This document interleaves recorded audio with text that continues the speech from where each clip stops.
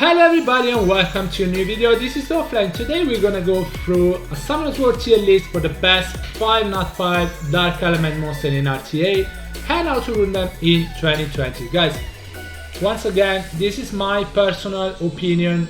It doesn't mean I'm right, but I'm gonna pick 5 legendary not 5 and I'm gonna put them in a top 5 tier list.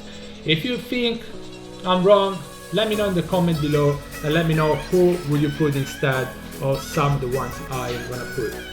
Also, don't forget to like the video and subscribe to the channel if you want to see more content like that and if you want to support the channel growth. Now, without further ado, let's get into it. Number 5, Naftis. How come the offline she's just number 5? She's a beast. Yes, she's a beast. Problem with Naftis is by herself she's probably not gonna work.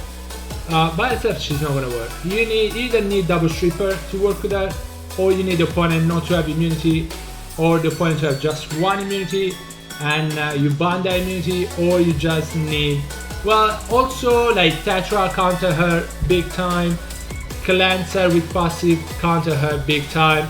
She's a beast, but I don't think she will work by herself. She does a lot though. If you get her to work, or if you have a team that can work around her with a Chivo, with a 2 stripper, she's gonna be really good. Naftis is a beast, cannot be resisted, so she really worked well. This Deadly Charm passive, with the passive you don't need accuracy on her, so she's gonna be even easier to rune her. Really much easier to rune her. Silence the target for 1 turn also whenever you attack them. Silence on the opponent is really big. Yes, they can proc out of it, but they need to proc. That's RNG.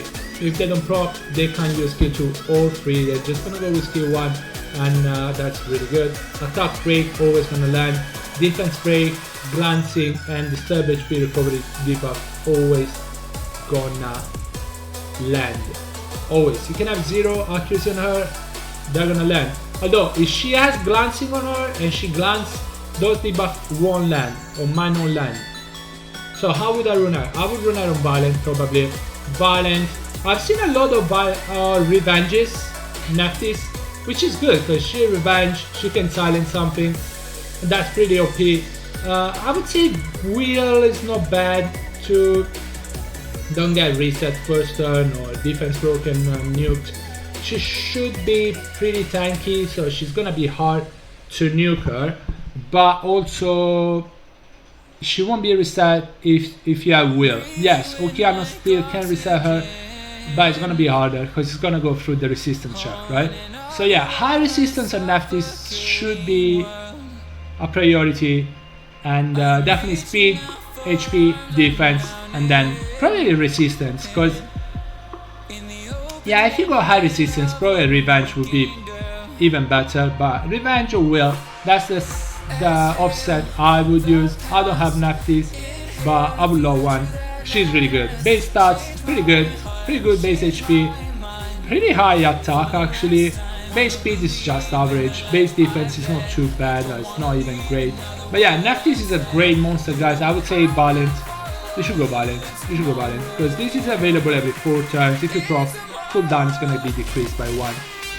So Violent I think is the way to go for Naftis. But again, I don't have her, so maybe I'm wrong. Let me know if you guys have Naftis, how you have a rune, and yeah. Number 4. A lot of people are gonna disagree on this, but I will rate Vunsa number 4. Why would I rate Vunsa number 4? Look at his base stats first of all, then look at his base speed also while you are at it, and you know why. A big stripper, he heals, and he strip again on skill 2, single target but still, and skill 1 actually put them to sleep. 25% is not too high, but Vunsa should be built with high accuracy, so the sleep could land more often than like on Vunsa. So yeah, how well, base HP 12k, base attack 700, base defense 737, not too high but not too bad actually. Base speed 118. A stripper with that high base speed, you probably can beat him on crit damage. And guys, he does decent damage. He actually does decent damage. Leader skill defense by 33%. In RTA, the defense leader skill is actually not that bad. And what does it do? Steals HP of all enemies by 15% of your max HP. So if you build him high HP, speak with damage HP, and you build him on 30k HP, he's gonna steal 15% of 30k HP on the enemy, which is 4.5. You can build him higher than 30k, but just for an example, and steals all beneficial effect. So you AoE strip steal all the beneficial effect. Increase attack bar of all allies also by 20% if you successfully steal beneficial effect.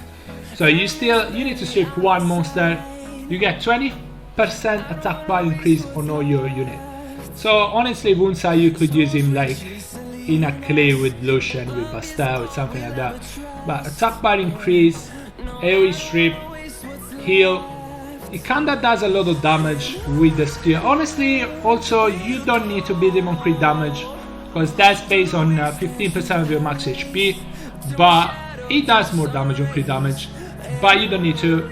And yeah, it steals beneficial effects, steals, increase attack bar of all allies, heals, kinda nuke, strip again, sleep. Wunsai is amazing. I think he's underrated, and I would love one. A stripper with that base speed is amazing. Also attack bar increase, because Chivu is pretty good now, but if Chivu doesn't strip or Chivu glance, he's not gonna decrease the enemy attack bar. Wunsai don't depend on the enemy, he's just gonna strip. He's gonna strip one, and you're gonna get the 20% attack bar. That's amazing. That's amazing. This is available every 5 turns, which is quite long, but it's enough, I guess. It's enough. Wunsai is amazing. I would build him on Swift probably. I would probably try on crit damage. I don't know if it works well, but speak with damage HP. Make sure you get a lot of accuracy on him, because you definitely want to strip, and some sleep wouldn't hurt as well. And yeah, high speed. If you go on crit damage, good crit rate, high HP, you don't need attack. And yeah, that's how I would build him. Swift, you don't need will. With that base speed, if you get a spell, you definitely need to farm some more giant. So yeah, that's Wunsai's number 4. Number 3, I would say, is this guy. Still there. He got nerfed twice. Still there. Top 3. Amazing unit. High base HP, pretty good base attack, pretty decent base defense, and average speed. His passive is still good. Now the attack bar increase because of the critical hit is not 20% anymore. Yes, it used to be 20 in the beginning, then it was 15, and now it's 10, which is more balanced. But he also has 15% of the damage that reflected to the enemy, which means Miho, no problem for Ragdoll. Miho is gonna kill herself against Ragdoll, so that's pretty good. Always like a counter to Miho, and he's a damage dealer. It's amazing nowadays. It's amazing. But honestly, the passive is really good. The attack bar increase for all allies by 10% if you receive a critical hit. That's good. You get so much attack bar increase throughout the whole game. That is amazing. Defense for dark attribute by 50%. That's big. If you don't have anything else, this is gonna make your Ragdoll even tankier. Torrent, ignore defense if you have a 30% HP or less, and it's available every 2 turns, so you can have a nuke every other turn. Great. This is great. It's risky because 30% HP, but at one point they're gonna have to attack the Ragdoll, so yeah. And skill 1 put continuous damage on the enemy. This also is pretty good against Miho, but Ragdoll is amazing. How would I build him? I probably would go Violence, honestly. Violence is pretty good. He does a lot of damage with this. He does a lot of damage. I would say attack with damage, attack with damage HP. You want pretty good HP on him. You want pretty good attack. You want pretty good defense. Speed, guys, speed on him is not as important. His passive is gonna get him attack bar anyway. So as long as you get like plus 90, plus 100 speed, probably even plus 80 speed is gonna be enough. But yeah, focus on attack, focus on HP, attack, defense, crit rate obviously, because yeah, crit rate as close as possible to 100%, because you don't want to miss the ignore defense with skill 2. By the way, if you miss that, yeah, that's pretty good. So high crit rate, high HP, high attack, high defense, and decent speed. Decent speed is enough. Violent, you can go vampire on him. Vampire is not good, it's not bad, sorry, at all. You can solo vampire, but if you put him on vampire, you can get CC'd and you can get controlled. So I guess violence is better. Violent. I don't know if I would go Will. Maybe Will is not bad actually. But also Blade could be good. Nemesis can be really good as well. Yeah. I don't have Ragdoll. I don't have any of these guys in that. So yeah. This is Ragdoll. Like offset, I guess whatever gives you the best stats, go for it. I don't know if he needs Will. I don't think he needs Will, but maybe Blade would be good for the crit rate, or yeah, probably Blade would be good, or Nemesis would be really good.